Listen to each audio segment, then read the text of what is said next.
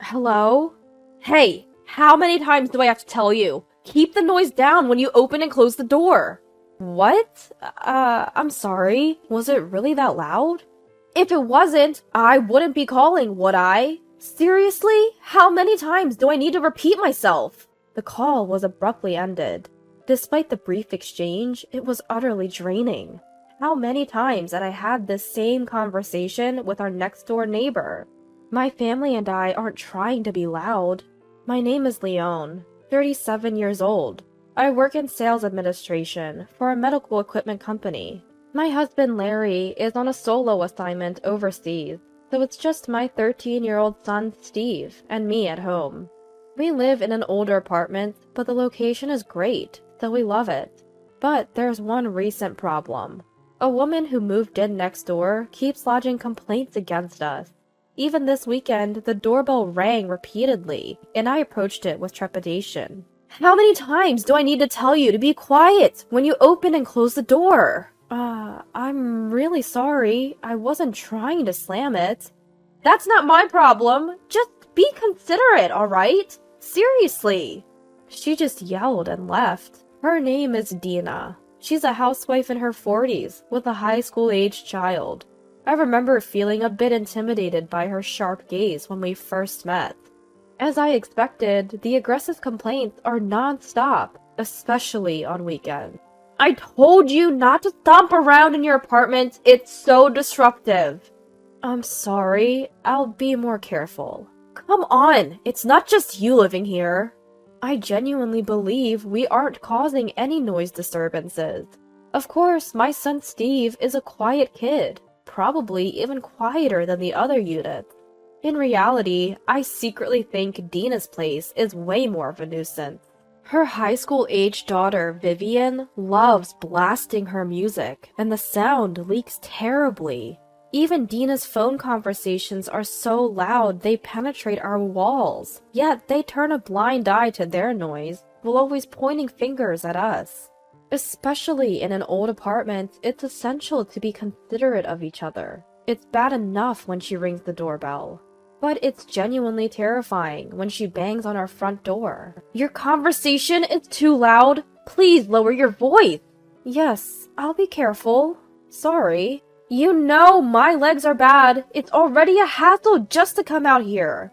I see. So don't make me come to your door every time. Just give me your cell phone number. Okay. From that day on, the complaints started coming over the phone. I deeply regretted giving out my number on impulse. No matter if it was a weekday or a weekend, she didn't care.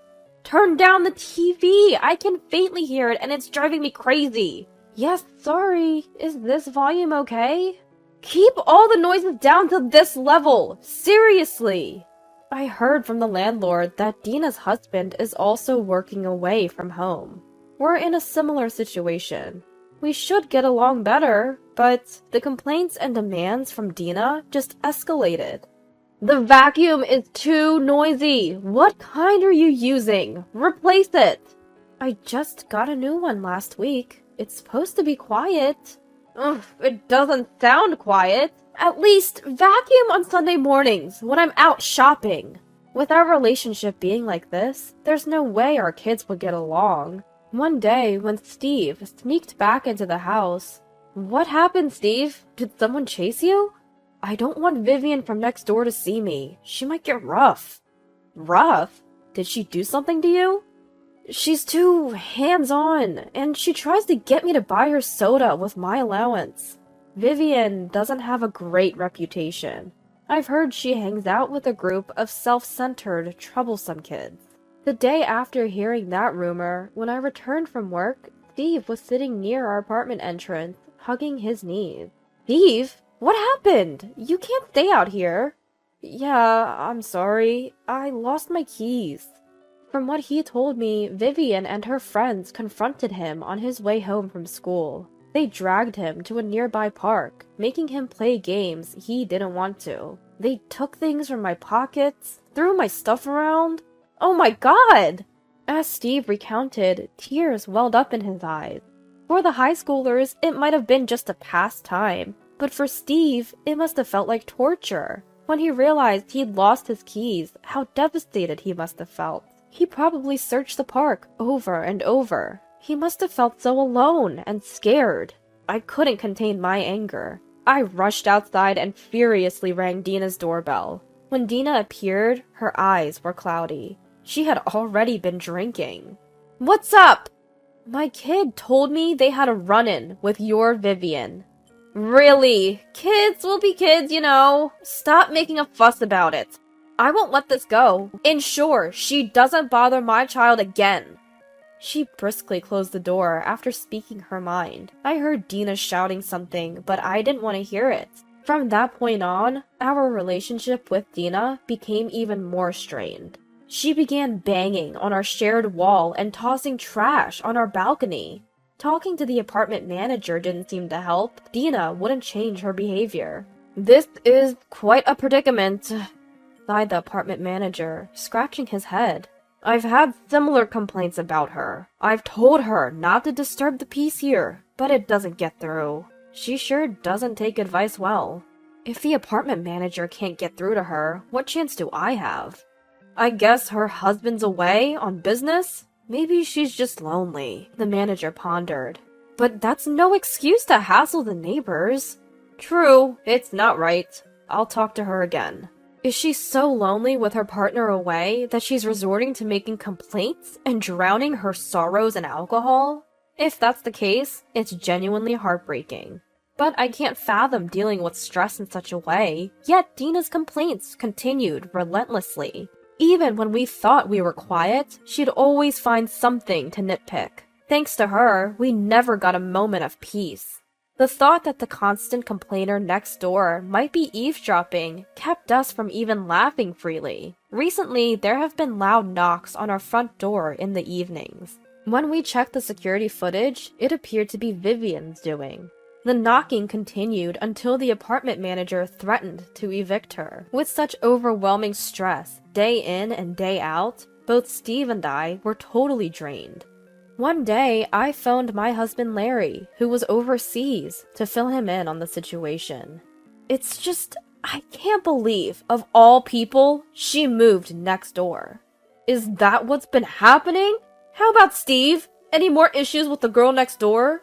I think it's better now, probably thanks to the apartment manager laying down the law. We've told Steve to consult the property manager in emergencies, like if he loses his key. I felt guilty burdening Larry with this while he was on a work trip abroad. Being away, he might worry even more, but I had to share my feelings. I felt like I'd fall apart if I didn't talk to someone. That's when Larry spoke up. "If you're feeling down, maybe you should take a break to de-stress." "De-stress? My business trip will be over soon, right? Work's been easing up. I have some free time now." "Are you suggesting—" "Yeah. What do you think? It's a great place here." A few days after that conversation, my cell phone rang. It was from Dina. I wondered what was going on and answered.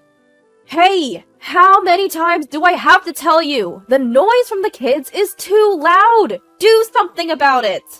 "What? Kids?" "Yes! Think about the neighbors! Fix this, now!" Dina sounded slurred, probably drunk. She kept shouting without really hearing me. Trying to calm her down and get her to focus was a challenge. "Please listen. I'm currently abroad with my child." "What?" "I'll hang up for a moment and contact the apartment manager." Panicking, imagining the worst, my hands trembled as I operated my phone. Fortunately, the apartment manager answered right away. "Hello? Oh yes, it's about apartment 302. Yes, that's right. Maybe..." The apartment manager had noticed something odd about my place almost at the same time I did. He found it strange that the lights were on even though I was supposed to be on a trip. He assured me he'd call back once he figured things out. About 30 minutes later, the news from the apartment manager was pretty much as I feared. The apartment was swarming with police officers, and we had no choice but to return home immediately. When my child and I arrived back at the apartment, both the apartment manager and Dina were there to greet us. Dina looked utterly defeated. "I'm so sorry for what my daughter did." Right. It was Vivian and her friends who had broken into our apartment and created chaos while we were away.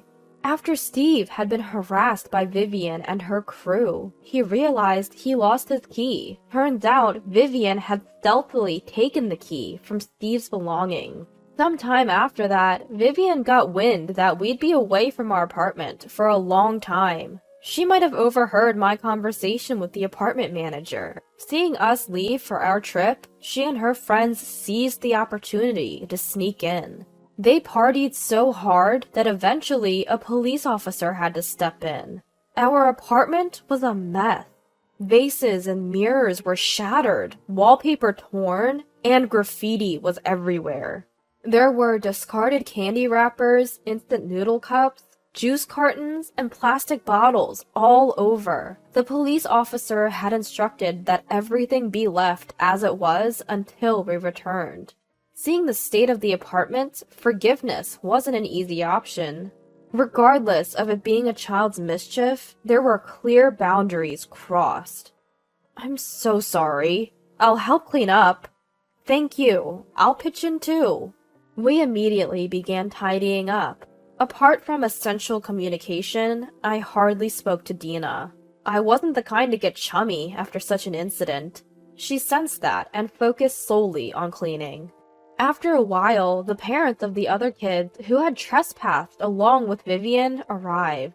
Each one of them apologized profusely. I accepted their apologies sincerely. A police officer arrived around the same time and updated us on the details. When the police arrived, there were 4 girls in the apartment, including Vivian. All of them stopped their antics and sat down properly after a stern warning from the apartment manager. All 4 of them are over 18, so they can be held criminally responsible. I was told that the 4 of them were currently detained at the local police station. Whether they'd remain in custody would be up to the prosecutor and the judge. I had spoken to the authorities, emphasizing that these were just kids, most of them still in school. Being arrested and detained is traumatic for anyone, especially for the young ones. I believed they shouldn't face harsh penalties. The discussion shifted towards settling things outside the courtroom. The apartment manager would assess the damages for broken windows, mirrors, and wallpaper. All I had to decide was the compensation for the damages and my emotional distress.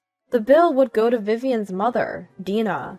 The financial burden would be shared equally among the 4 families, each reimbursing Dina. By the time our negotiations and cleanup were wrapping up, I saw a large black van pull into our complex.